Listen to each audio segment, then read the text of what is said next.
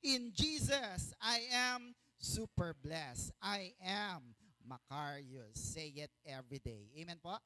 Amen. Pakilakas ng konti para hindi na ako sisigaw. Thank you.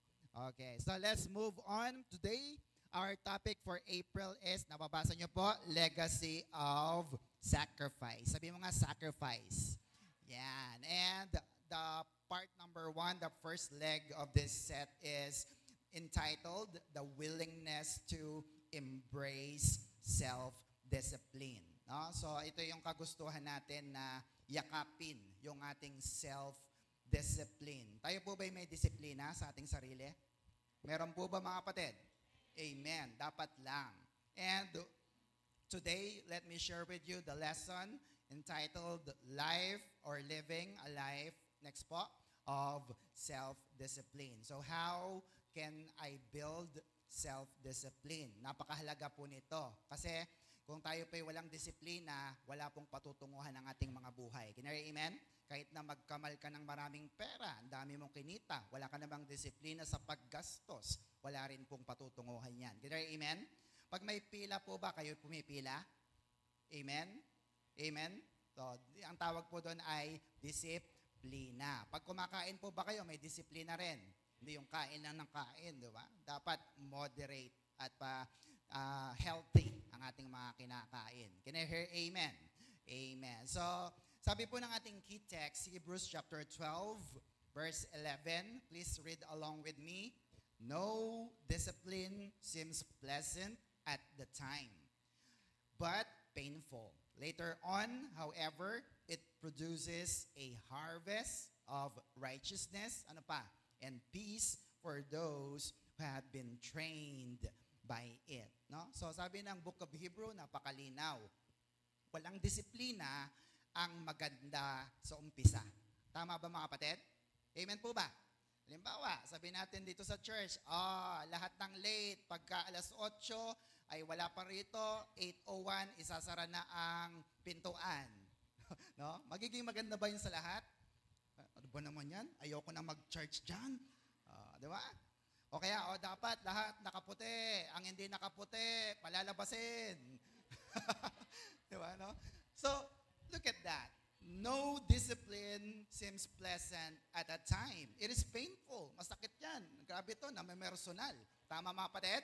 But look at the contrast. Later on, however, it produces what? A harvest of righteousness and peace sa lahat ng mga nagsasanay ng disiplina. Lalo na ng disiplina ng Diyos na buhay. Pumalakpak nga po ang disiplinadong mga anak ng Diyos. Can I hear amen? So you need to train. Kasi hindi naman po yan biglaan, kundi merong proseso. So always remember this. Next po, remember, discipline, everybody, discipline does not automatically make someone a leader. But no one can lead for a long without it. Sa Tagalog, ang disiplina, hindi yan bigla na lang magkakaroon ka para maging leader ka o tagapanguna, tagasunod. Pero hindi ka pwedeng manguna kung wala kang sariling disiplina. Can you hear amen? Amen po ba? Ano nga sabihin mo, walang malilate, pero ikaw mismo, laging late. Tama mga kapatid? Hindi mo sabihin, walang kakain ng sobrang dami. Samantalang ikaw, naglalaki yan ang dapat lumaki sa'yo. Tama ba mga kapatid? So, discipline is a must. Tanong, mahalaga ba na tayo may disiplina? Mahalaga po ba? Yun naman pala eh. Di ba sinabi ng Diyos na tayo magsulat? Ito po isang disiplina. Tama po ba mga kapatid? And if you do that, sino makikinabang? Tayo din na gumagawa. Can you hear amen? Kayo po ba nagdadasal bago kumain? Bago matulog? Pagkagising? Amen? So that is also one part of our discipline. Kailangan ito kahit saang larangan. Kung ikaw man ay leader na at wala kang disiplina, sabihin sa katabi, delikado ka. Tama po ba mga kapatid? Amen. More government leaders have failed from poor discipline than poor policies. Diba? Lalo sa bansa natin, ang daming pinapatupad na batas, pero hindi naman kasi batas ang problema eh. Ano ang problema? Yung tao na sumusunod sa batas, walang disiplina. More pastors have failed due to bad discipline than bad theology. Hindi naman problema din yung mga turo ng Biblia. Magaganda nga ang mga lesson natin eh. Pero bakit may mga leaders pa rin, pastors or even members na hindi sumusunod sa Diyos because of their bad theology? Sabi nila, kahit naman wala akong inagrabyadong tao, kahit hindi ako magsimba, mahal pa rin ako ng Diyos. Totoo ba yun? Hindi naman, di ba mga kapatid? Ang malaga, kung talagang mahal mo ang Diyos, ipinapakita mo ito sa iyong gawa, sa salita, ikaw ay naglilingkod at nagsisimba sapagkat utos niya, ipangilin natin ang araw ng linggo. Amen. Palapakan natin ang Diyos na buhay. Also, more business leaders have sabotaged their careers from lack of discipline than lack of cash flow. No, may mga nagbe-business, hindi naman problema yung cash flow yung pera, pwede po yung dumaloy. Ang nagiging problema lang po, wala ding disiplina sa kanilang pagpasok o sa paggastos o sa paggamit ng pananalapi. So what happened? They have a business bankruptcy. Also, parents fail to discipline themselves and so their children also has lack of discipline. Tama po mga kapatid? May mga magulang din na walang disiplina, kaya naman ang kanilang mga anak ay wala ring disiplina. Do you agree with that mga kapatid? Amen po ba? Pag sinabi na, sino po sa inyo ang patapos kumain ay naguhugas ng pinggan? Yan, di ba? So paano mo ituturo sa iyong anak kung ikaw mismo ay hindi mo ginagawa ang isang simpleng bagay na yan? Can you hear amen? Sino sa inyo ang nagliligpit ng kanyang higaan pagkagising? Wow, palakpakan naman natin sila. Yan. So, it's a good practice. It is a discipline na pwede mong ipasa sa iyong mga anak. Can you hear amen? Amen. So, let's define what is next. What is self-discipline? Sapagkat magkaiba po ang discipline sa self-discipline. Pag sinabi pong discipline, tinignan ko kanina sa dictionary, practice of training people to obey the rules. No? Ito po yung batas na ginagawa mo, rules para sundin ng tao. Walang problema sa discipline. Saan tayo nagkakaproblema? Sa self-discipline. Walang problema sa gamot. Ang may problema ay yung tao na umiinom ng gamot. Can you hear amen? Amen po ba? Sinabi ng doktor, 3 times a day yan . Sabi na, hindi, 1 time a day lang. So, sinong may problema? Ikaw mismo. Yung iyong self-discipline. So, what is self-discipline? The ability to what? Control one's feelings and overcome one's weaknesses. No? Ito po yung isang bagay na ikaw lang ang makakagawa. Pag sinabi mong, every day magjo-journal ako. Amen? Every day, every morning, magtututbrush ako. Brothers and sisters, walang ibang gagawa niyan para sa'yo. Ikaw lang. Sabi sa katabi, ikaw lang. At ang pinakamatindi mong kalaban ay walang iba. Kundi sino? Ang iyong sarili. Because it's called self-discipline. Can I hear amen? Amen po mga kapatid. So if you don't develop self-discipline, marami ang mawawala sa atin. Let's look at the story of Samson. Are you familiar with Samson? Yeah, Samson and Delilah story in the Bible. Ito po yung nakasulat sa Judges 13:24, chapter 6 hanggang chapter 16:31.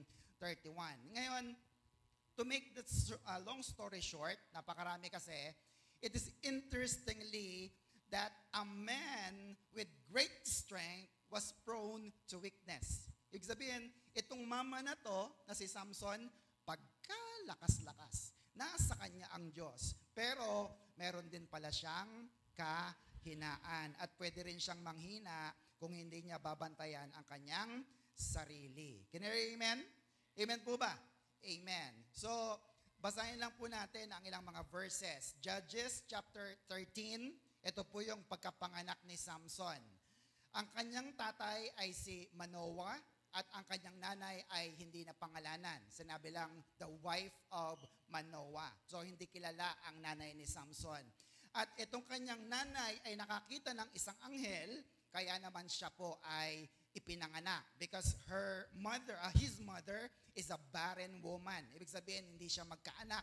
Pero dahil lungkot na lungkot siya at sinasabing ito'y sumpa sa pag hindi ka nanganganak, binigyan siya ng Diyos ng pagkakataon na magkaroon ng isang anak. At sino po yung kanyang anak? Si Samson. Let's read on. Judges 13, verse 3 to 5. The Lord's angel appeared to her and said, "You have never been able to have children, but you will soon be pregnant and have a son." Specific, ikaw ay magdadalang tao at ikaw ay manganganak ng lalaki, a son. 4, be sure not to drink any wine. Ito yung unang habilin, wag kang iinom ng wine or beer or eat any forbidden food. Ito po yung mga patay na mga hayop o kaya mga hayop na hindi nila kinakain. Verse 5, next. And after your son is born, you must never cut his hair, because from the day of his birth, he will be dedicated to God. No? Si Samson ay para sa Diyos, dedicated to God as a Nazirite. No? So pag sinabing Nazirite, taga-Nazarene, ito po ay tatlong bagay ang kanyang sinusunod. Dapat hindi ka iinom ng alak. Pangalawa ay hindi ka kakain ng mga patay na hayop. At ang ikatlo, wag gugupitin ang kanyang buhok. No? The child grew and the Lord blessed him, and the Lord's power began to strengthen him while he was between Zorah and Estaol. So nakita po natin, pinanganak si Samson na may kasama ng malakas na kapangyarihan at lakas ng pangangatawan. In verse 14, nakakita siya ng isang magandang babae na Philistine din, pero hindi niya kalahi. Pero sabi niya sa kanyang nanay at tatay, gusto kong mapangasawa yon. So kunin niyo siya para mapangasawa ko. In short, kinuha niya na mapapangasawa ang hindi niya kapananampalataya or hindi rin Israelita. Kaya po, isa pa lang yon sa paglabag niya sa utos ng Panginoon. In verse 15, gumanti si Samson sa mga Philistine sapagkat siya po ay dumalaw sa kanyang asawa, pero pagkatapos po noon ay inatake siya ng mga Pilistino. Ang kanyang ginawa, sinunog niya ang lahat ng pananim ng mga Pilistino sa pamamagitan ng isang fox, na mayroong hila-hilang apoy, tapos pinatakbo niya doon sa bukid yung fox na yon. Kaya ano nangyari? Nasunog ang kabukiran nila at marami siyang napatay na mga Pilistino. Do you follow, mga kapatid? And chapter 16, ito na po yung pinakasikat na kwento, Samson and Delilah. So alam niyo na po yung kwento nun, di ba? Na sabi, alamin mo ang kahinaan ni Samson, Delilah. Kasi hindi namin siya matalo-talo. Pero tinry niya ng maraming beses, kahit na anong itali sa kanya, hindi po nakukubkob o natatalo si Samson.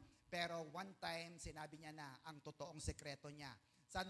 Bakit ba siya nagiging malakas? Dahil sa kanyang mahabang buhok. At pag ginupit ito, mawawalan siya ng lakas. So to cut the story short, ginawa ni Delilah, nagpinagupitan niya si Samson at dumating ang mga Pilistino, siya ay nakubkob, tinusok ang kanyang mata, nawalan siya ng paningin, itinali siya sa bulwagan at naroon ang mga 5 hari ng Pilistino na nagbubunyi sapagkat akala nila natalo na nila si Samson. Can you hear amen? Na napakalakas na tao. Do you follow, mga kapatid? Amen. Pero to make the long story short, hindi po nagtapos doon. Sapagkat sinabi niya in chapter 16, sa Judges 16:28, wala dyan. Sabi niya, "O Lord God, remember me and please strengthen me just this time." Panginoon, alalahanin mo yung paglilingkod ko. At ngayon lang ako magre-request. Ngayon lang, ibalik mo muli ang aking lakas. Anong ginawa niya? Inutusan niya ang isang bata, ilagay mo ang kamay ko sa 2 pillar o 2 haligi. At pagkatapos noon, buong lakas na tinulak ni Samson ang 2 haligi. Ano nangyari? Nabuwal ang buong bulwagan. At sabi sa Bible, ito ang time na mas marami pa siyang napatay nung siya'y namatay kaysa nung buhay siya. Amen po, mga kapatid? Do you follow that, mga kapatid? Amen. Bakit? Kasi sinamahan pa rin siya ng ating Diyos na buhay. Now, what happened to this story? Next, Samson had it and lost it. No? Lahat na nang mayroon siya ay nakamit niya, galing sa Diyos. Kaya lang, ano nangyari? He lost it. Nawala din. In early of his career, kung babasahin niyo po sa Judges 14 to 16, letter A, siya po ay ano? Dedicated to God, no? Para siya sa Diyos. Kaya siya ipinanganak. Di ba? Baog ang kanyang nanay, pero binigay siya ng Diyos sa kanyang nanay. Letter B, a great warrior. Siya po ay mandirigma, dakila. Marami siyang mga napapatay na kalaban. Letter C, exceedingly strong. At undeniably, napakalakas ni Samson. Can you hear amen? Next, letter D, ano po yan? Killed thousands of soldiers. Ito po yung mga Pilistino na kalaban nila. Letter E, he is a man of faith. Kasi nga siya ay Nazarite. Siya ay binigay ng Diyos at siya ay sumusunod sa mga utos ng Diyos. Ano yung unang utos? Huwag kang iinom ng wine or beer. Huwag kang kakain ng mga patay na mga hayop o mga hayop na hindi kinakain. And yung pangatlo, huwag kang magpapagupit ng buhok. So meron siyang pananampalataya. Lord, ako'y alam ko, anak mo ako. Hindi ako gagawa ng isang bagay na hindi makakalugod sa iyo. Can you hear amen? At patuloy siyang pinagpapala ng Diyos because of that faith. Can you hear amen? Amen po ba mga kapatid? Amen. F, he broke strong bonds. Tinatalian siya. Maraming itinali sa kanya. Bowstrings, mga ropes, and everything. Pero madali niya itong napuputol. And letter G, he killed a lion. No? Habang siya po'y dadalaw sa kanyang asawa, meron pong leon na umatake sa kanya. At alam nyo, sabi ng Bible, para lang niya itong pinatay na parang maliit na goat or kambing. No? Walang ka-effort, pinatay niya iyon. So, it means kasama niya talaga ang Diyos sa kanyang buhay. Can you hear amen? Yun ang kanyang buhay. Maganda ba ang kanyang buhay? Yes, ang lakas niya, tanyag siya, napakabuti ng Diyos sa kanya. But next po, later in his career, anong nangyari? Letter A, he was deceived by a woman, no? So hindi matitinag yung ng pera o ng kayamanan, ng power ang kanyang buhay, pero mahina siya saan? Sa babae, no? Una, nag-asawa siya na hindi niya kapareho, Philistine, kalaban ng Israel. At pagkatapos, nagpauto pa siya sa palasak na salita, nagpauto pa siya kay Delilah in chapter 16. Letter B, ito pang masaklap. His eyes burned out, no? Nabulag siya, binulag siya para hindi siya makakita. Letter C, imprisoned. Siya po'y kinubkob ng mga Pilistino sapagkat mahina na siya. Ano pa? Letter D, he was mocked and ridiculed. Pinagtawanan siya. Yan ba yung anak ng Diyos? Sabi niya, hindi bibigay. Ayan na, bumigay na. Mahina na siya. At hindi na kayang gumawa ng anumang bagay. So, minaliit na siya ng mga Pilistino. Letter E. Ano po yan? Never fulfilled potential. Yung kanyang full potential sana ay naibigay niya sa paglilingkod sa Diyos, kaya lang bumagsak siya sa kanyang kahinaan. Can you hear amen? So, ibig sabihin, kahit napakalakas mo, kung hindi ka susunod sa Diyos, malaki ang tsansa na ikaw ay babagsak. Can you hear amen? Amen po ba mga kapatid? Amen. Letter F, ano po yon? Lost his anointing. This is one important. Sapagkat ang anointing ng Diyos ay mula sa Diyos pababa sa iyo. At kung sino man ang inanoint ng Diyos, hindi kailan makakanti. Can you hear amen? Amen po ba? Pero kailan lang ito mawawala? Kapag ikaw ay hindi na sumusunod sa ating Diyos na buhay. Can you hear amen? And Samson lost his anointing. Tatanungin ko kayo, anointed pa ba tayo ng Diyos? Amen po ba? Ikaw ba yung sipag mo dati, yung apoy mo sa paglilingkod dati, ay kagaya pa rin hanggang ngayon? That you finish strong and start strong and you finish stronger? Amen po mga kapatid? Amen. Kasi alam mo, you are selected and anointed by God. Now, anong tinuturo sa atin ang storya ni Samson? Here's the learning. Next po, letter A. Sulat nyo to, ganda. Lack of discipline binds, and grinds, no? Grinds ng ating buhay. Amen po? Pag wala kang disiplina, ikaw ay mabubulag, ikaw ay matatalian, at ikaw ay madudurog, no? Mapipisak, you will be grinded, no? Para kape na dinudurog, sapagat siya po ay napatungan ng maraming bato at siya'y namatay. Can I hear amen? Amen po ba? Sino ba si Samson? Siyang pinakamalakas na tao sa Biblia. Do you get that, mga kapatid? Nakasunod po ba? Letter B, ano po yon? We must never lose the original vision that drove us. Tatanungin kita, bakit ka ba naglilingkod sa Panginoon? Ano ang nakita mo na sinabi sa iyo ng Diyos na magaling ka? That is your vision. Can I hear amen? Amen po mga kapatid?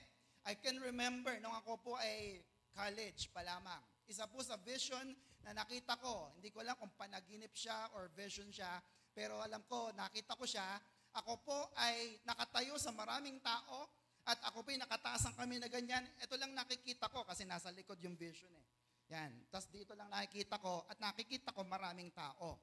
And every time na ako po yung manghihina, binabalik-balikan ko yung vision na yon. Sasabihin ko, Lord, alam ko ako'y tinawag mo at ako'y gagamitin mo para ipangaral ang iyong mabuting salita. Can you hear amen? Amen po mga kapatid. So wag mong wawalain yun. Sabi sa katabi, wag mong wawalain yun.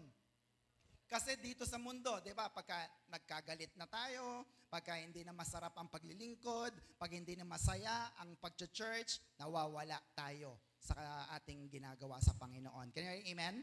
So never lose your original vision. Tatanungin ko kayo mga kapatid, bakit ka naglilingkod sa Panginoon? Naalala mo pa ba?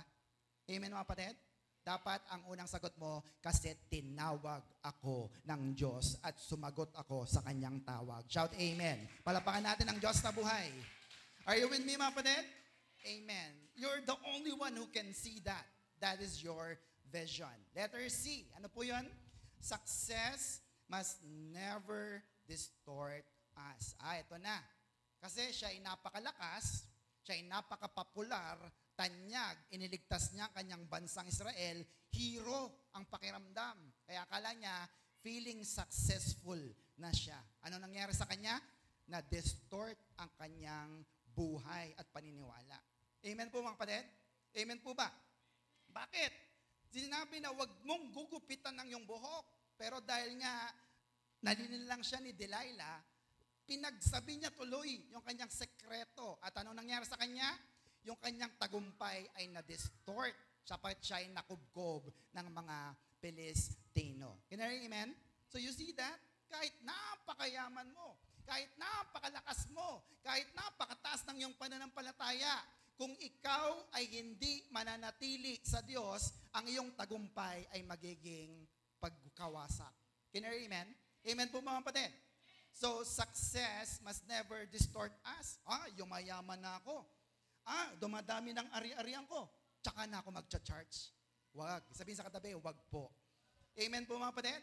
Sapagkat kung ikaw ay lalong pinagtatagumpay, hindi ba't pinagtagumpay ka dahil kasama mo ang Diyos?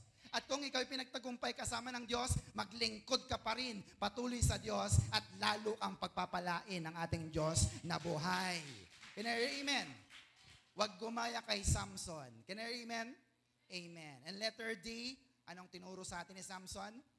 Weaknesses must be addressed in our lives. Sino po sa inyo ang laging malakas? Taas ang kamay. Meron ba rito? Lagi pong malakas? Walang kahinaan? Hindi ba kayo nalulungkot? Ay, salamat mo sa mga nagtaas. Pero sino sa inyo nga, amen, na minsan tinatamad siyang mag-church. Minsan ayaw niya na maglingkod sa Panginoon. Minsan ayaw niya magbuklat ng Bible. Meron ba rito mga kapatid?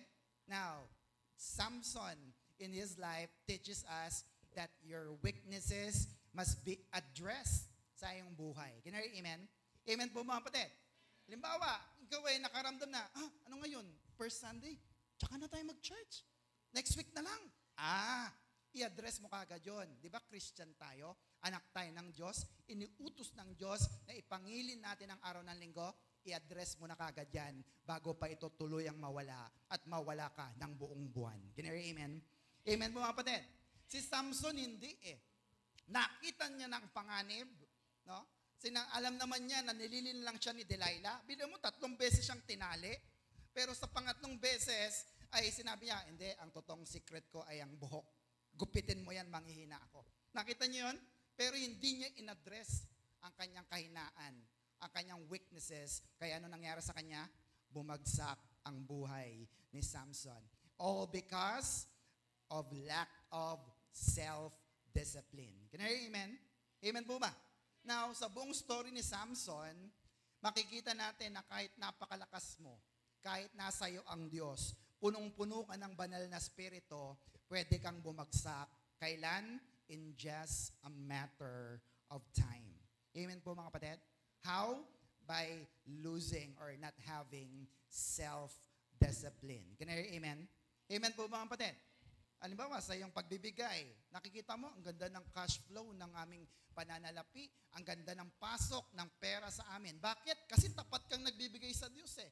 And then you think na, tsaka na ako magbibigay pagka malaki na ang kita. Ayan na, nagkakaroon na ng malaking problema sapagkat hindi mo agad inaddress na dapat ano man ang tanggapin mo, malaki man o maliit, hindi yun ang tinitingnan ng Diyos. Ang puso mo na dapat lagi kang nagbibigay, pabalik pasasalamat sa ating Diyos na buhay. Shout amen. Palapakan natin ang ating Diyos.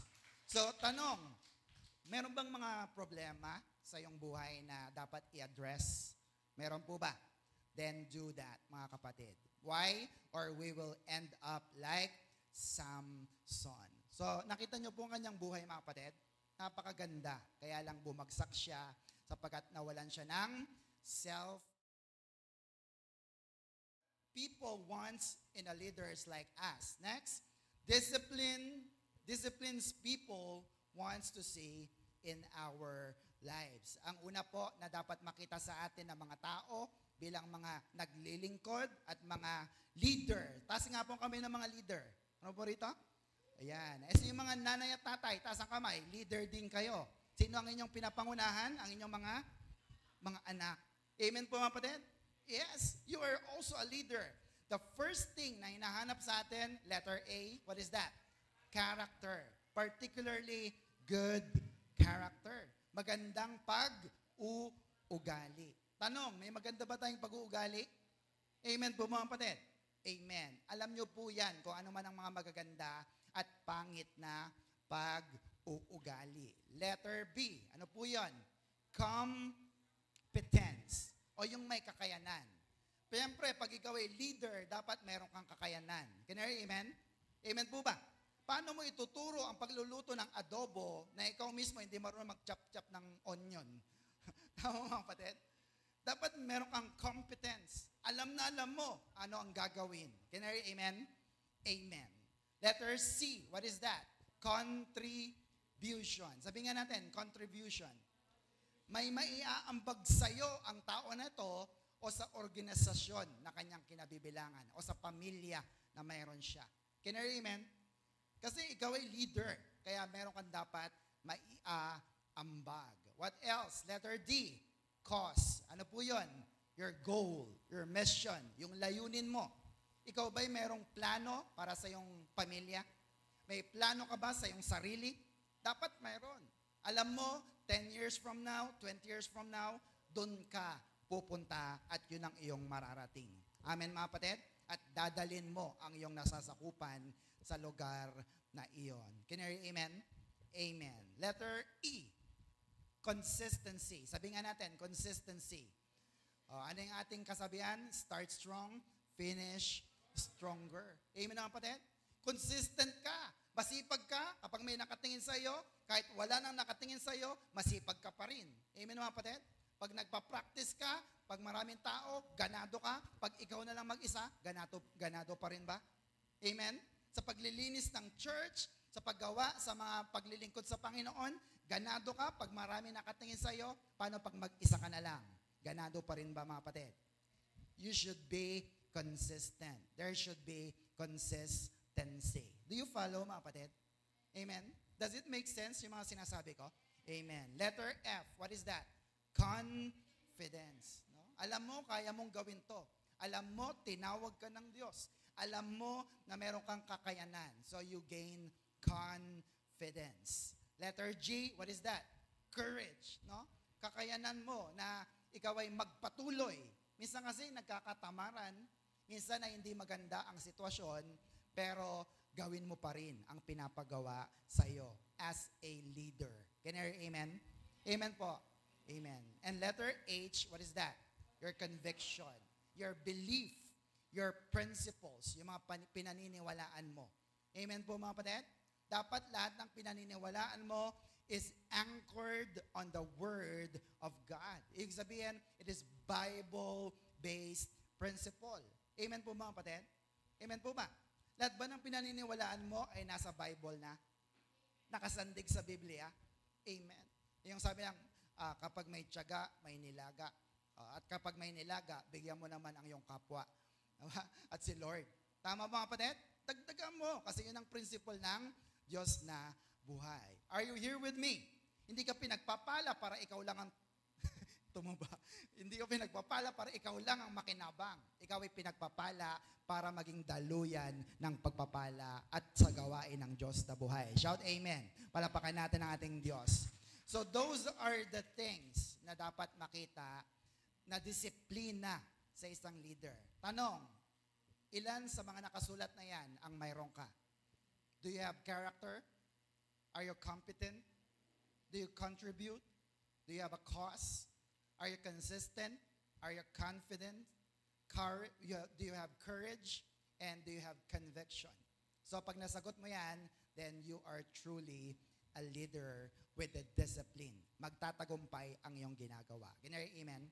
Amen. Now, ito bang mga pinagsasabi ko kanina ay ilan lamang sa mga pag-aaral which is common na sinasabi sa lahat ng gustong maging matagumpay. But this time, let us next understand the concept of self-discipline on a biblical perspective. Amen po mga kapatid? Tingnan naman natin, paano ba nagkakaroon ng self-discipline gamit ang principle ng Biblia? Number 1, ano po yan?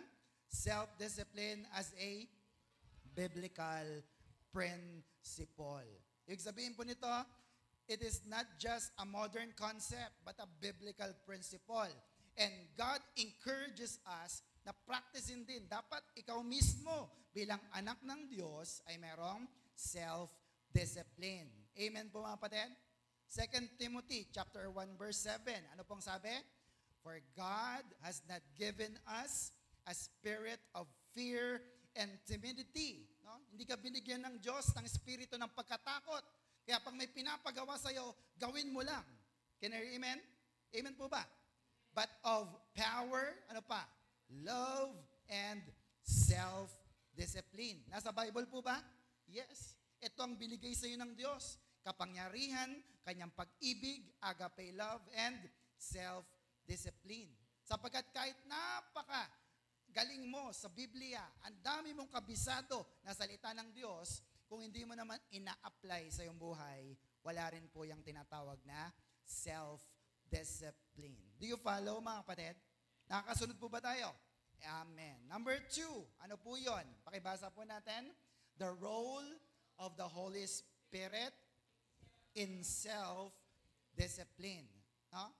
The Holy Spirit plays a crucial role in helping us develop self-discipline. It is through the Holy Spirit that we gain the strength to control our desire and live a disciplined life. No? Pag wala ang banal na spirito, kaya ba natin?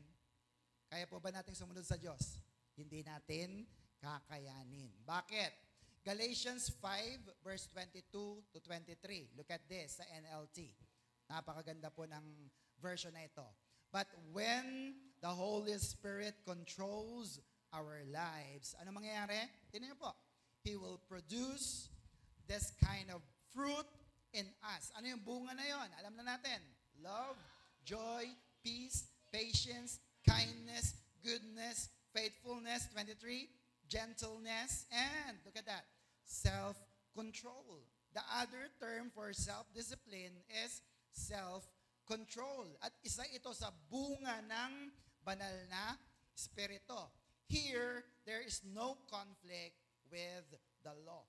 No? Kaya kapag ikaw ay disiplina sa iyong sarili bilang anak ng Diyos, ikaw po ay tunay na magtatagumpay. Bakit? Hindi dahil magaling ka, hindi dahil malakas ka, kundi dahil tinutulungan ka ng Espiritu ng ating Diyos na buhay. Can you amen? Kayo po ba'y naniniwala sa banal na Espiritu? Siya ba'y kumikilos sa iyong buhay? Siya ba yung gumising sa inyo kanina? Nak, gising na. Linggo. Tama mga kapatid? Kasi kung hindi ka naniniwala sa banal na Espiritu, bakit naniniwala ka sa multo? Ba't naniniwala ka sa mga mambabarang, mga mangkukulam? No? Nakulang ata ako, nabarang ata ako. Tama? Samantalang masasamang espiritu yon na pinaniniwalaan mo. Itong mas maganda. Maniwala ka sa banal na espiritu. Sapagkat ang bunga nito, ikaw ay magkakaroon ng love, joy, peace, patience, kindness, at self-control sa iyong buhay. Ikaw ay magiging matagumpay kasama ng banal na espiritu. Shout amen. Palapakan natin ang Diyos na buhay. Can you hear amen? Amen. Kumikilos ang Diyos sa pamamagitan ng kanyang banal na espiritu. Zechariah 4:6, even in the Old Testament, alam na alam nila ito. Tingnan niyo po. Then he told me, this is the word of the Lord to Zerubbabel. Look at this. Tingnan niyo po. You will not succeed by your own strength or power. Ulitin ko. You will not succeed by your own strength or power. Paano? But by my Spirit. Sino nagsabi? Says the Lord all-powerful. Amen po? Hindi ka magtatagumpay dahil malakas ka, dahil makapangyarihan ka, dahil magaling ka. Hindi. Ikaw ay magtatagumpay sa tulong ng Espiritu ng Diyos na makapangyarihan. Shout amen. Palapakan po natin ang ating Diyos na buhay. So with those two principles, alam na natin. Amen po? Na dapat ang self-discipline ay nakasandig sa Biblia at ang role ng Holy Spirit ay lagi nating hinahanap. So allow God to lead you by the power of the Holy Spirit. Amen po ba? Amen po mga kapatid.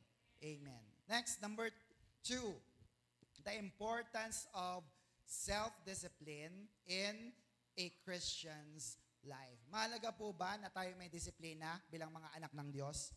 Amen? Tayo dati, syempre, hindi pa naman tayo Christian. So, hindi naman natin sinabing okay, pero di ba hindi tayo madalas magbasa ng Bible? Dati. Tama? Hindi rin tayo madalas umattend sa Bible study. Tama ba? Hindi rin tayo madalas umattend sa church. At hindi rin tayo madalas nagbibigay sa offering box. Tama po ba mga kapatid?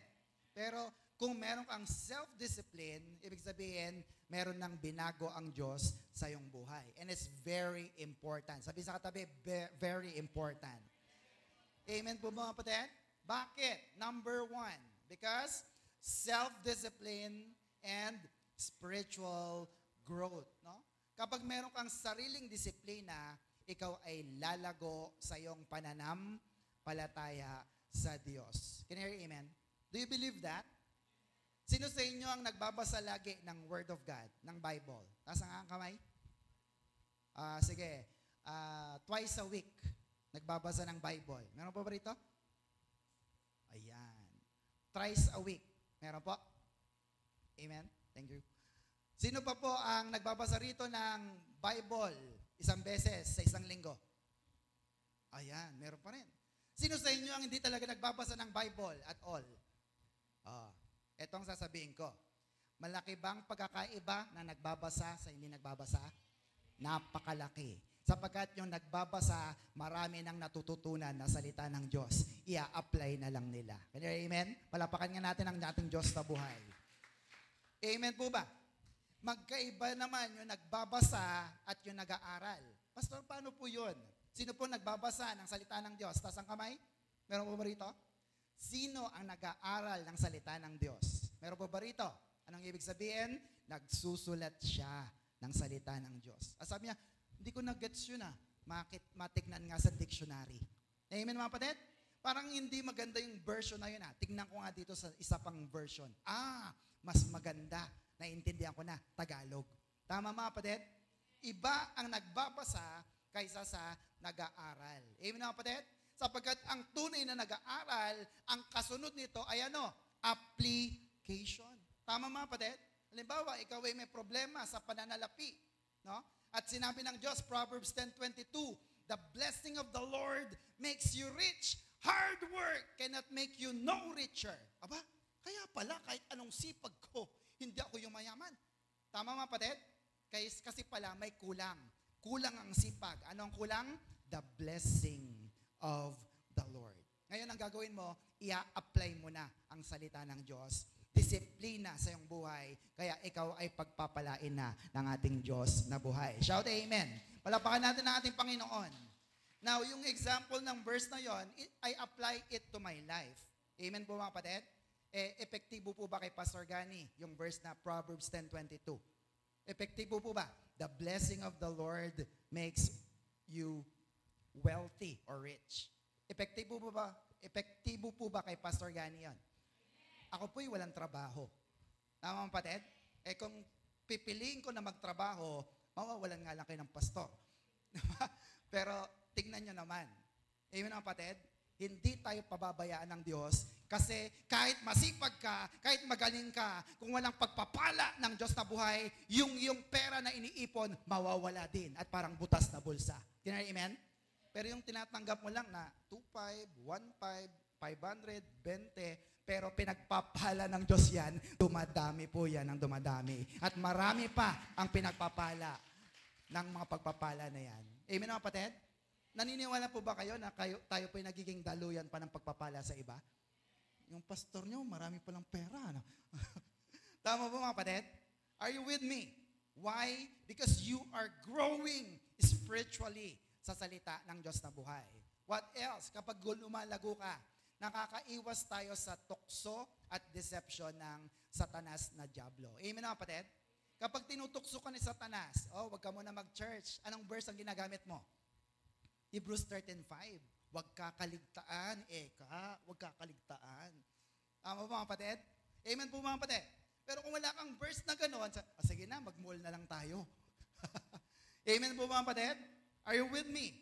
So, self-discipline and spiritual growth come together. 1 Corinthians 9:24-27. Do you not know that in a race, all the runners run? Sa isang takbuhan, lahat ba'y tumatakbo? Yes, but look at this. But only one gets the prize. Run in such a way as to get the prize. No? Ang daming tumatakbo, tumakbo ka ng buong husay, buong lakas para ikaw ang manalo. 25. Everyone who competes in the game goes into strict training. Sabi nga natin, strict training. Yan. Ikaw ba ay talagang gusto mo na lumago sa salita ng Diyos? Nagsusulat ka ba ng salita ng Diyos? Ilan ang nasulat mo? Tingnan mo yung katabi mo. Wala pa, pastor. Dinodrawing nyo lang ata ako eh. Nilalagay ng ulo, mukha. Ito si pastor. Andiyan po ba kayo mga kapatid? Strict training. Ang dami naman ng pastor, ang bilis-bilis. Kaya nga sabi ko sa inyo, get your camera phone. Tama mga kapatid? Ay, minamintisan ako Kala mo, pastor, di mo ako maunahan. Strict training to. Are you with me mga kapatid? Sapagkat kung babagalan ko naman ang pagtuturo, baka yung tulog na. Tama ba mga kapatid? Are you with me? Sabi nga natin, strict training. Amen. Everyone who competes in the game goes into strict training. They do it to get a crown that will not last. No? Ikaw ay nagpapakahirap sa mundong ito.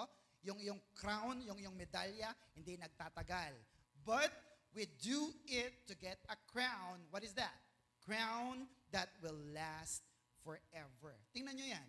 Yung bang inyong pagsusulat ay mayroong corona sa Panginoon? Yung pagdadala nyo ba ng kaluluwa dito ay sayang? Hindi. Meron niyang corona mula sa Panginoon. Yung pagbibigay nyo ba rito ay sayang? Hindi po. Amen mga kapatid? Kahit mahirap, Lord, pambili ko na to ng pero para sa gawain ng Diyos. Amen? Hindi mawawala ang corona na yan. Ano ba yung corona na yan? You will get a crown that will last forever. 26. Therefore, I do not run like a man running aimlessly.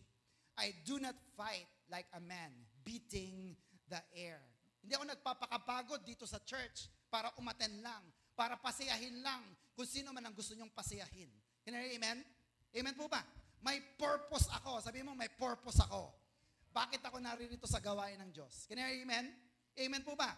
27, no, I beat my body and make it slave so that after I preach to others, I myself will not be disqualified for the prize. Nakita niyo ugali ni Pablo? Anong sabi niya? I beat myself. Tama mga kapatid? Kapag inantok ka na, nako, itong pastor na to, ang tagal magturo. At yung mata mo yung unti-unti nang pumipikit. Anong gagawin mo? Si Pablo, sabi niya, I beat myself. Sinasaktan ko ang aking sarili. Bakit? Para siyang sumunod. Hindi ako ang susunod sa kanya. Can I hear amen? Amen po mga kapatid? Amen. Bakit? So that after I have preached to others, sabi ko, Christian ako. Sabi ko, Christian ako eh. No? Kaya lang ano nangyari? Christian ka nga. Pagkita mo sa sarili mo, nakatulog ka na. That I myself will not be disqualified for the prize. Amen na kapatid? Sino sa inyo gusto ng corona ng buhay? Taas ang kamay. Corona na nagtatagal. Taas ang kamay. Magsulat ka! Sabi sa katabi, magsulat ka. Training yan eh. Tama po ba mga kapatid? Amen. Sinong makikinabang? Si pastor po ba? Hindi po. Kayo ang makikinabang. Can I hear amen? And if talagang hirap na hirap ka, gayahin mo si Pablo. I beat my body. No? Disiplinahin mo ang iyong sarili. Pag hindi ako nagsulat ngayon, hindi ako magla-lunch. Tingnan ko lang kung lahat hindi magsulat. Amen mga kapatid? Kasi ikaw ang susundin, ang iyong born again spirit ang susundin, hindi ang iyong katawan. Amen? Kaya palakpakan naman natin ang Diyos sa mga nag-church ngayon. Alam ko naman na napakahirap gumising kanina. Ang init. No? Ang init. No? Dito sa church, ang init. Ang ganda pa sa mall, malamig. Tama po? Pero mas maganda pa rin na tayo po ay naririto sapagkat kasama natin ang presensya ng Diyos at mayroon tayong pagpapala. Shout amen. Palapakan natin ang Diyos na buhay. Are you still with me, mga kapatid? Secondly, ano pong importance bilang Christian? Number 2, next. Number 2, self-discipline and Christian service or witnessing. Sino po sa inyong naglilingkod na sa Diyos? Taas ang kamay. May mga ministry. Yan. Sino naman sa inyo ang mga nagwi-witness, nagdadala sa church ng kaluluwa? Meron ba rito mga kapatid? Kahit napakagaling mo sa pagpapakanta, napakagaling mong tumugtog, napakagaling mong mangaral, napakalaki mo magbigay, kung wala kang nadadala sa church, it is tantamount to nothing. Masaya ka lang, ligtas ka. Pero wala kang nadadala para maligtas kay Kristo. Amen? Amen po mga kapatid. Hindi baling hindi ka magaling magpakanta. Hindi baling hindi ka magaling sa instrumento. Basta magaling kang magdala, mag-imbita ng tao sa church. Shout amen. Palapakan natin ang Diyos sa buhay. Are you with me mga kapatid? After all, yung mga tumutugtog dyan, yung mga nagpapakanta dyan, mawawala din yan pag hindi na sila masaya. Tama mga kapatid? Pero yung laging nagdadala ng tao sa church, sila po ay lalong pinagpapala ng Diyos, ginagamit ng Diyos, nag-aalaga sa kanilang care group, at patuloy na lumalago sa kanilang pananampalataya. Can you hear amen? Amen po mga kapatid? Amen. So sabihin sa katabi, magdala tayo ng kaluluwa sa Panginoon. Can you hear amen? Amen po ba? Amen. Isang malakas nga po na amen. Amen po ba? Amen. Anong sabi ni Pablo sa batang pastor na si Timoteo? 2 Timothy, ikalawang sulat niya. 2 Timothy 4:2-7. Anong sabi niya? Next. Preach the word. Anong kanyang utos? Mangaral ka ng ano? Salita ng Diyos. Preach the word. Look at this. Be prepared in season and out of season. No? Nakita niyo po yon? Timoteo, kahit bata ka pa, kahit kabataan ka pa lang, mangaral ka ng salita ng Diyos. Kailan, Lord? Be prepared in season or out of season. Correct, rebuke, and encourage with great patience and careful instruction. Amen po? Kaya po, dapat po, napakataas ng disiplina ng isang pastor, care leader, o mangangaral ng salita ng Diyos. Bakit? Tanongin niyo po ako kung bakit. Kasi magtuturo ka pa rin kahit na ang kalagayan ng iyong puso ay hindi maganda. Amen mga kapatid? May love gift man o wala, magtuturo ka pa rin. Amen? Masaya o hindi man ang paglilingkod, magtuturo ka pa rin sa Panginoon. Amen? Nasaktan man o hindi, magtuturo ka pa rin ng salita ng Diyos. Mangangaral ka pa rin, hahayo ka pa rin. Bakit? Sapagkat ikaw ay tinawag para mangaral ng salita ng Diyos. Shout amen. Palapakan natin ang Diyos sa buhay. Verse 3, for the time will come when men will not put up with sound doctrine. Instead, to suit their own desires, they will gather around them a great number of teachers to say what their itching ears want to hear. Sa Tagalog, darating ang araw, mga tao na ganito ay hindi na makikinig sa tunay na salita ng Diyos. Saan sila makikinig? Doon sa mga teacher na nagtuturo na parang kinikiliti ang kanilang mga tenga. Amen mga kapatid? Yung gusto mo pagka nag-preach ay lagi kang umiiyak. Pag umuwi mo, ay, blessed na blessed ako. Paano pag hindi ka umiyak? Blessed ka pa rin ba? Amen mga kapatid? Kasi kinikiliti-kiliti lang ang iyong tenga. Are you with me mga kapatid? Samantalang ang dapat na bumabago sa atin ay walang iba kundi ang purong doktrina ng salita ng Diyos. Can I amen? Palapakan natin ang Diyos na buhay. Kaya po si Pastor Gani, hindi po ako sanay yung iiyak, mag-altar call. Okay naman po yun, pero hindi ko po yun forte. Kasi ang mas gusto ko ay mangaral ng salita ng Diyos sapagkat ang tunay na nagbabago ay walang iba kundi ang salita ng Diyos, hindi ang emosyon na binibigay natin sa tao. Shout amen! We do not base our service on our emotion. Kasi pag malungkot ka na, ayaw mo nang maglingkod sa Panginoon. Can you amen? Pero kung ikaw ay nagmamahal sa salita ng Diyos, kahit bumabagyo, kahit umuulan, kahit lumilindol man, pupunta ka sa church, maglilingkod ka, kasi mahal mo ang Diyos at ang kanyang salita. Shout amen. Palapakan natin ang Diyos sa buhay. Are you with me mga kapatid? Amen. Kayo ba'y nakikiliti ang inyong mga tenga? Sa mga turo? Amen. So dapat po ay wag yon. Ang hanapin natin, walang iba kundi ang purong salita ng Diyos. Are you still with me mga kapatid?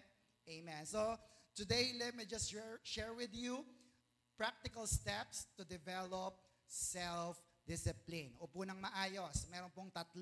Ano po yung practical na yon? Number 1, everybody, regular Bible study and prayer. No? Simulan mo na magdala ng ballpen. Amen? Magsa-10 taon na tayo. Nagdadala po ba kayo ng ballpen? Try nyo po next Sunday. Okay lang po ba mga kapatid? Hindi pa kayo magsusulat ha. Magdala lang kayo ng ballpen, ng notebook, at ng Bible. Is that okay? Amen po mga kapatid? Simulan mo. And then, after next week, after a month, subukan mo isang verse. John 3:16 to 17. Amen po mga kapatid? Amen po ba? So, have a regular Bible study and prayer. Bakit po? Anong utos sa atin? Joshua chapter 1 verse 8. Look at this. Everybody, do not let this book of the law depart from your mouth. No? Huwag mawawala ang salita ng Diyos sa iyong bibig. Can you amen? Amen po ba? Pag may problema ka, Lord, salita ng Diyos ang ibabato mo. Pag masaya ka, salita ng Diyos ang ibabato mo. Amen mga kapatid? Do not let this book of the law depart from your mouth. What are we going to do? Meditate on it. Kailan? Day and night. Tatanungin ko kayo, pag day and night, kasama po bang hapon at ang tanghali? Kasama. No? So day and night. Kailan? Day and night. So that you may be careful to do everything written in it. Paano ka nga naman susunod sa mga salita ng Diyos kung ikaw mismo walang alam na salita ng Diyos? Can you amen? Amen po ba? Amen. Kaya pala kahit anong tiyaga ko, anong hirap ko sa buhay ko, the same as usual pa rin ang buhay ko, Lord. Bakit? Kulang ka sa salita ng Diyos. Bakit, Pastor? Look at the result. Tingnan niyo po. Then you will be prosperous and successful. Kailan ka magiging prosperous at successful? Balik ka sa taas. So that you may be careful to do everything written in it. Ano yung susundin mo? Balik ka pa ulit sa taas. Meditate on it day and night. Palapakan natin ang Diyos na buhay. May binasa ka na salita ng Diyos, may natanim sa iyong puso, may meditate mo, may nasusunod ka na ngayon na prinsipyo ng salita ng Diyos. Ano ang bunga? You will be successful and prosperous. Yayaman ka, magiging matagumpay ka sa iyong buhay dahil sa salita ng Diyos. Shout amen. Amen po mga kapatid. Amen. Next, number 2. Ano pang practical na paraan? Number 2 is, mahalaga to, accountability. Amen po? Be accountable. Join a care group. Or better yet, build your own care group. Amen po ba? Ever wonder, bakit wala kang dala sa church? Kasi ayaw mong maging accountable. Bakit? Halimbawa, nag-imbita ka. Halika, friend, church tayo. Yan. Unang linggo, maten sila. Second Sunday, third Sunday, ayaw mo na mag-church. O ngayon sabi ng kaibigan mo, Hoy, akala ko ba mag-church tayo? Tama mga kapatid? So you become what? Accountable. Tama po ba mga kapatid? O nga no, ako pang nag-aya sa'yo, tapos ikaw pang nagpapaalala sa akin. Tama po ba mga kapatid? Amen. That is the power of accountability. Pag nagpunta ka sa church, na sarili mo lang, upo ka, uuwi ka, mag-isa ka rin, pamilya mo, walang accountability nangyayari. Tama mga kapatid? Or you could join the ministries. Nagpapakanta ka rito. Sino sa inyo ang masaya dahil meron siyang ministry? Taas ang kamay. Palampakan natin ng Diyos. Are you excited? Oh, ngayong umaga, ako mag-presider eh. Ang dami kong sasabihin. Ngayon ako maglilinis eh. Magsilabas na kayo, maglilinis na ako. Tama ba mga kapatid? Because you became held accountable, not to yourself, pero sa gawain ng Diyos na buhay. Shout amen. Ecclesiastes 4:9-10, napakaganda. 2 are better off than 1. Mas maigi ang dalawa kaysa sa nag-iisa. Bakit? Because together, magkasama, they can work more effectively. Look at that highlighted notes. They can work together more effectively. Merong bagay na kaya mong gawin mag-isa, pero may mga bagay na hindi mo kayang gawin mag-isa. Can you hear amen? Amen po mga kapatid. Kaya kailangan mo ng accountability partner. 10, if one of them falls down, the other can help him up. But if someone is alone and falls, it's just too bad because there is no one to help him. Amen po ba mga kapatid? Yung ating darating na Right Decision Retreat at Kids Summer Class, aware po ba kayo? Kaya po ba ni Pastor Gani na mag-isa lang? Ipatuparin yon? O Pastor, 4 na station yon. Ikaw din magturo sa Station 1, Station 2, Station 3. Paano yung iniwan ko? Bahala sila sa buhay nila. Tama ba mga kapatid? At nung nag-iyakan na yung mga bata, gutom na kami. Teka, wala palang nagluto. Are you with me mga kapatid? Kaya masama pag ikaw ay nag-iisa at bumagsak ka, walang tutulong sa iyo para ikaw ay makatayo. So anong sabi ng Bible? 2 are better off than 1. Mas maganda pa rin na may kasama ka. Hindi ka one-man band lamang. Shout amen. Palapakan natin ang Diyos na buhay. Are you still with me mga kapatid? Amen. And number 3, practical step. Number 3 is, everybody, practice or application. No? Napakasimple naman po nito. Dapat ay pinapractice mo. Pag nagpa-practice ka ba, alam mo na kagad? Amen po mga kapatid? Di ba? Di ba pang meron ka cellphone, bagong-bago, iPhone na naman yan, 16, 15, diba? May hawak mo eh. Ay, nako, nabura. Anak, paano ba tumawag? Bukas ulit. Di ba yung mga nanay natin na hindi ng tech, talagang grabe. Pero hintayin mo. Pag magaling na yan mag-cellphone, baka ikaw hindi makagamit ng internet. Tama mga kapatid? So you need to practice. I-apply mo. Kailan? Isang beses lang ba? Yung pinaniniwalaan. Sino naniniwala sa Psalms 23 verse 1? Pag ang Panginoon ang iyong pastol, hindi ka magkukulang. Taas ang kamay. Oh. Pero nagkukulang ba tayo? Nagkukulang po ba? Nagkukulang po ba? Yes. Si Pastor Gani ba nagkukulang din? Yes. Pero dahil ang Panginoon ko, ang aking pastol, hindi ako magkukulang. Amen mga kapatid? Amen po ba? Nagkukulang pero hindi magkukulang kasi mayroon nang nangangalaga sa iyo, ang ating mabuting pastol, ang ating Diyos na buhay. Shout amen. At ang pagpapala, hindi lang pera, pwede rin itong kalusugan, katalinuhan, magandang buhay, maayos na buhay, matiwasay na buhay. Can you hear amen? Amen po ba? Kasi akala ng iba, pag hindi nagkukulang, pera eh. Pera. Pera ba talagang solusyon sa buhay? Hindi po. Ang pera ay maliit na bagay lamang sa ating pagkatao. Can you hear amen? Amen. Palakpakan natin ang Diyos na buhay. Sabihin sa katabi, practice the self-discipline. Amen mga kapatid? Hebrews 12 verse 11. Ito yung key verse natin. Everybody, no discipline seems pleasant at the time, but painful. Later on, kalaunan, however, it produces a harvest of righteousness, peace for those who have been trained by it. No? Kailangan mo mag-train. I-practice mo. Ang alin? Ang salita ng Diyos. Tanong, ilang verses na bang kabisado mo? Marami na ba kayong mga life verses? Anong magandang lagyan natin ng life verses? Sa mga part ng buhay mo na lagi kang bumabagsak. Amen mga kapatid? Halimbawa, lagi kang tinatamad sa pagtatrabaho, sa pag-aaral. Diba? Anong pwedeng ilagay mong verse doon? Proverbs 16:3. Commit your plans to the Lord and your plans will succeed. Ganda to, Lord. Magiging matagumpay na ako. Baka maging honor pa ako nito. Bakit? Kasi ibinibigay ko na sa'yo ang aking mga plano. Amen po mga kapatid? Practice it. Train your life with the Word of God at sigurado, madedevelop ang iyong self-discipline gamit ang salita ng Diyos. Shout amen. Palapakan natin ang Diyos. May natutunan po ba yung mga kapatid?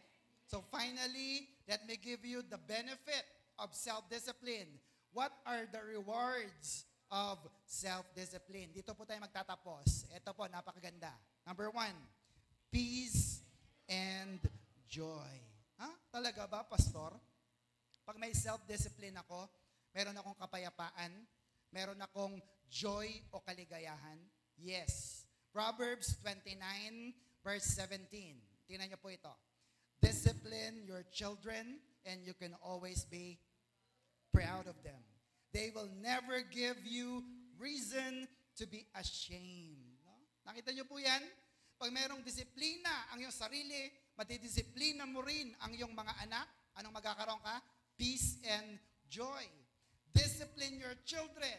Magiging proud ka sa kanila. Amen mga kapatid? Hindi ka maihiya kasi alam mo, pag iniwan mo ang anak mo sa isang lugar, sa isang bahay, behave yan. Tama mga kapatid?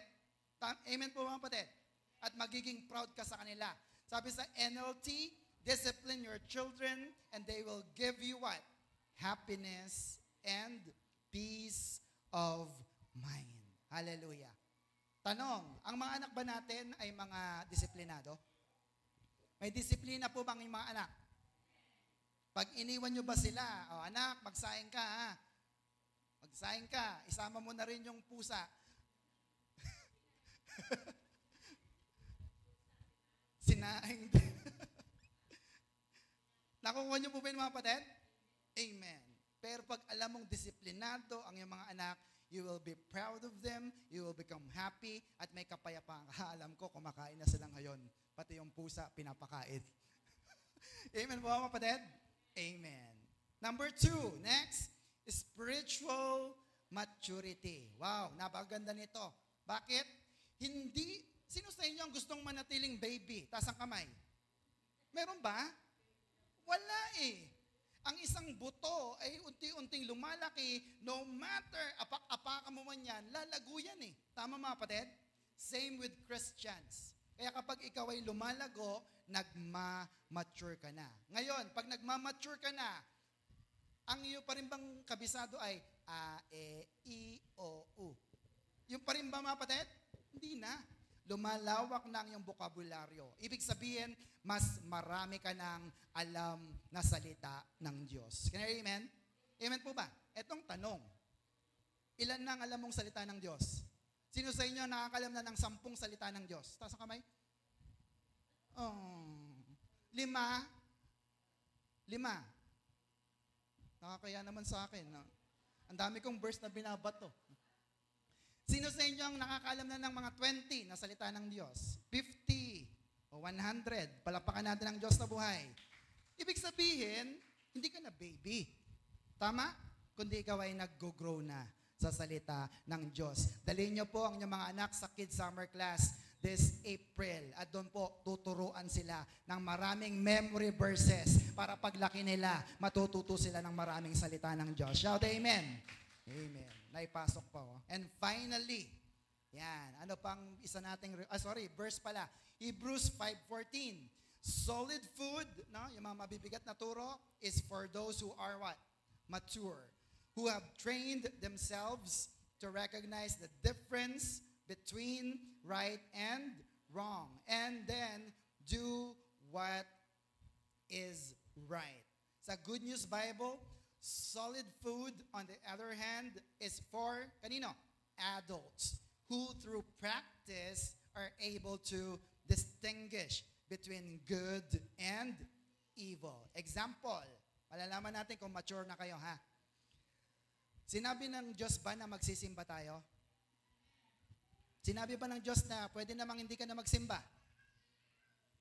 So pag linggo, magsisimba ka ba o hindi? So kung hindi ka nagsimba, hindi ka mature. Because you cannot recognize what is right from the wrong. Can you hear amen? Maliwanag po ba yun? Sinabi ba ng Diyos na ang pagpapala ay nasa pagbibigay? Pag nagbigay ka, are you mature or a baby? Mature na. Pag hindi ka pa rin nagbibigay, baby. Kasi gusto mo, ikaw pa rin ang bibigyan. Samantalang binigyan ka na ng Diyos, ang gagawin mo na lamang ay magbalik ng pasasalamat sa lahat ng binigay niya sa iyo. Shout amen. Palapakan natin ang Diyos na buhay. So, what are you eating lately? Meat ba? Solid food? Or gatas pa rin? Yan, solid food dapat. Amen mga kapatid? Amen. And finally, dito na po magtatapos, ha? Eternal rewards, no? Mga pagpapala, mga reward na ating inaasam-asam. Bakit? Kasi mahirap ang self-discipline. Tama mga kapatid? So it deserves a reward. Amen po ba mga kapatid? Ako nga lang kami lang, Sister Ruth, minomonitor namin. Sino po ang nakakompleto ng buwan ng March? Taas ang kamay. Sino nakakompleto? Palapakan natin yung mga nakakompleto. Woo! Kung may kakayanan lang kami, 1,000,000. Dalawin mo na. Malaking pamilya yan. Bigyan ng jacket. Tama ba mga kapatid? Bakit? Samantalang ang iba'y nagliliwaliw, ikaw ay nagpupursigi, nagpupunyaga, nagtsatsaga na makinig at mag-aral ng salita ng Diyos, you deserve a reward. Amen mga kapatid? Sige, palapakan natin ang Diyos na buhay. Amen po mga kapatid? Sino sa inyong gusto magtrabaho na walang sahod? Pakilista. Employed ka na. OCW Pampanga. Walang bayad. Amen mga kapatid? Pero hindi Ano mang pagpapagal natin sa gawain ng Diyos, ito po ay may kaakibat na pagpapala. Kaya sabihin sa katabi, hindi sayang ang paglilingkod mo sa ating Diyos na buhay. Shout amen. Palapakan natin ang Diyos na buhay. Sabi ng iba, hindi naman nakita ni pastor, nagwalis nga ako kanina Wala siya, tulog siya ako ngayon nagsalansan ng hindi nakita. Sa akin ba kayo naglilingkod? Kung sa akin, wala akong pasahod sa inyo. Maaring kung makita ko, sabihin ko, good job sister, good job brother, yun lang ang kaya kong sabihin. Yun na kapatid? Pero pag ang Diyos, kahit hindi ka nakikita ng tao, pero nakikita ka ng Diyos, hindi lalampas sa kanyang paningin, maglingkod ka pa rin sa ating Diyos na buhay, and you will have your eternal rewards. Are you with me mga kapatid? Last verse na natin, sabay-sabay, James 1:12. Everybody, James 1:12. Blessed, ano yon? Macarius is the man who perseveres under trial because when he has stood the test, what happened? He will receive the crown of life reward that God has promised to those who love Him. Palapakan natin ang ating Diyos na buhay. Mahal niyo bang Diyos? Persevere. Magtiyaga ka lang. Meron kang korona para sa lahat na nagmamahal sa ating Diyos na buhay. It is a promise. At pag ang Diyos ang nangako, hindi ito mapapako. Shout amen. Palapakan natin ang Diyos na buhay. Hallelujah! So make a decision on what is worth living and what is worth dying for. Ito bang church na to ay talagang ibibigay ko ang buhay ko dyan, kahit dyan na ako mamatay, okay lang, kasi mahalaga yan sa Diyos. Amen mga kapatid? Give your whole heart to Jesus Christ. Take time to evaluate your life. Last year, parang wala akong nagawa January, February, March. First quarter na halos, magsi-second quarter na ng buong taon. Evaluate your life and count on your blessing. Serve the Lord because God equipped you and fortifies you to succeed because you are the sons and daughters of God. Shout amen. Palapakan natin ang Diyos na buhay. May natutunan po ba kayo mga kapatid? Amen. What is our Macarius challenge? Everybody? Live a life of self-discipline. Sige po, tayo tayong lahat mga kapatid. Ano po ulit ang ating Macarius challenge? Malakas? Live a life of self-discipline. Kasi ikaw rin naman ang makikinabang nito Amen po mga kapatid? At kung ikaw ang makikinabang nito, marami pang pagpapala na ibibigay sa iyo ng ating Panginoon. Hindi ka lugi. Amen? Let us pray. Ama naming Diyos na makapangyarihan sa lahat, maraming salamat po sa pagkakataong ito na binuksan mo ang aming mga puso patungkol po sa disiplina. Hindi lamang disiplina ng mundo, but the discipline of your word. Mga principles ng iyong mga salita.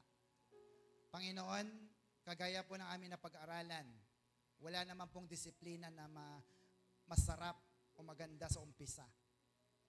It deserves training, pagtsatsaga, constant practice, consistency. Kaya naman, Panginoon, kung sa ganang amin, mapapagod po kami, Panginoon. Kung kami titingin sa kapwa namin, babagsak kami at manlulupaypay sapagkat sila po ay hindi perfect. Pero Lord, salamat because Jesus is the author and the perfecter of our faith. Panginoon, salamat po sapagkat sinimulan mo ng magagandang bagay ang aming mga buhay at tatapusin mo ito na punong-puno ng maraming pagpapala. Lord, give us the self-discipline na kailangan namin. Sapagkat sinabi mo sa iyong salita na ipinagkalo mo na ito sa lahat ng iyong mga anak upang matupad namin ang lahat ng iyong mga utos, ang iyong mga mahihirap na salita at patuloy po na mabigyan namin ng kapurihan ang iyong pangalan. Panginoon, dalangin po namin na hindi po kami magsawalang bahala sa mga bagay na nagpapabagsak sa amin, nagpapahina sa amin, umihila sa amin pabalik para hindi masunod ang disiplina na pinagkakaloob mo sa iyong mga anak. We are here in this church to be trained, to be equipped, to have self-discipline. Kaya naman, Panginoon, patuloy po na linangin mo ang buhay ng bawat isa. Masunod namin kahit yung mga simpleng mga salita mo hanggang sa masunod na namin ang mga mabibigat mong mga utos. Lord, narito po ang aking mga kapatid. Give them the desire to serve you, Lord. Give them the desire to live for you and have developed a self-discipline. Sapagkat higit sa lahat, kami rin naman pong makikinabang kung kami may disiplina. Sapagkat makikita ng ibang tao na meron kaming ugaling langit na kaakit-akit. Panginoon, salamat po. At tunay po na pinatalino mo kami. We become wiser than yesterday through your word this morning. So we bring you back all the praises, all the thanksgiving in Jesus' mighty name. And everybody say, Amen. Amen. Palapakan po natin ng Diyos. Ano po ang ating Macarius Challenge? Everybody, live a life of self-discipline. To God be all the glory. Palapakan po natin ang Diyos. Are you blessed? Super. So kung pinagpala po tayo, ay pagpalain po natin ang ating Diyos through giving.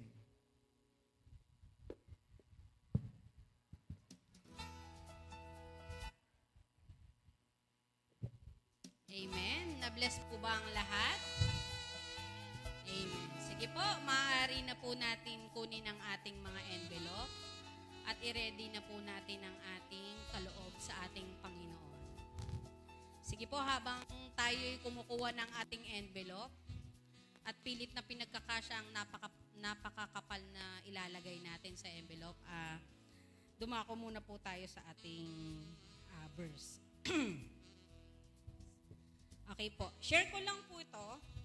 Yung sabi po sa 2 Corinthians 8 verse 12.